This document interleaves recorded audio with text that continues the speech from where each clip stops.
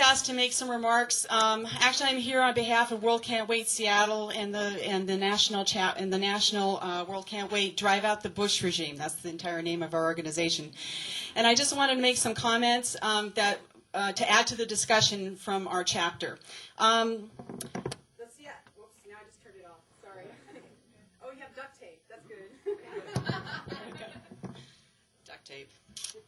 The Seattle chapter of the World Cant Wait Drive Out the Bush Regime is here to show its support to Linda, to Eastside FOR, to Eric for sponsoring this resolution. We think it should be a resolution to impeach George Bush and Dick Cheney. We wanted to add some of our thinking to this discussion, so these are some short remarks on behalf of World Cant Wait. And I also wanted to mention here that there is a summit coming up next weekend in New York that World Cant Wait is hosting with organizations from all over the country, including Impeach for Peace. People like Cindy Sheehan are going to be there, Gord Vidal, and John Nichols actually is going to be there speaking. And we're going to see his film later, correct? Right? Yes. Today? Okay. So here's some of our thinking on this. I think we have to get right to the heart of the matter, which is if war crimes, torture, and crimes against humanity are not reason to impeach, then what is?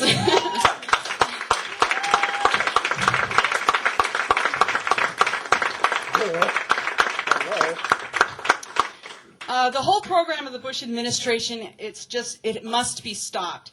And if George Bush is allowed to finish out his term, all the destruction and the whole direction he's taken society will be condoned, legitimated, and made permanent. We demand Congress investigate and hold accountable the Bush administration for criminal liability and bring articles of impeachment against the president. Generations from now, people will ask, what did the people of this country do when they knew that their government was committing war crimes? Launching a war based on the unlawful doctrine of preventative war, indiscriminately using cluster bombs, depleted uranium, and chemical weapons against civilians, and carrying out an illegal occupation. What will we say to our children and to our grandchildren when they ask why a president who decided he could order torture with impunity stayed in office? And I really liked what Eric had to say about his kid and the fact that he's got to be accountable to his child too. And I think that's the thing. We're accountable to generations of people beyond this room.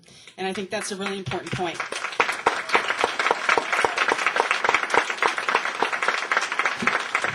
But we have to really consider this. Can our answer be that we did nothing because Congress refused to act, counseling governing from the center, and working with the president and seeking unity and common ground with war criminals, religious fanatics, and fascists? Your government, on the basis of outrageous lies, is waging a murderous and utterly immoral and illegitimate war in Iraq, and now Iran is in its sights. Your government is openly torturing people in violation of international law. And with the Military Commissions Act of 2006, and people have mentioned this today, it has made torture legal and granted itself immunity from criminal prosecution. Your government is creating a police state, obliterating basic constitutional protections such as the right to habeas corpus, the right to privacy, and the right to dissent.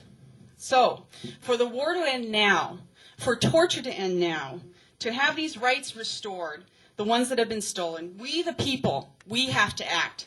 And no one is going to do it for us. No one but ourselves. And that which you do not resist and mobilize to stop, you will learn or be forced to accept. So, just to finish this up. And people are speaking to this today, and they're talking about impeachment versus an investigation. And I think that's a really healthy debate to have, and we should talk about this amongst ourselves. But we should also remember that we have to get at what's true. Is this war wrong or not? Is torture right or wrong? Is it correct for the President of the United States to be spying on the people of this country or not? These are the questions we have to ask ourselves, and then we have to answer them as the people. So.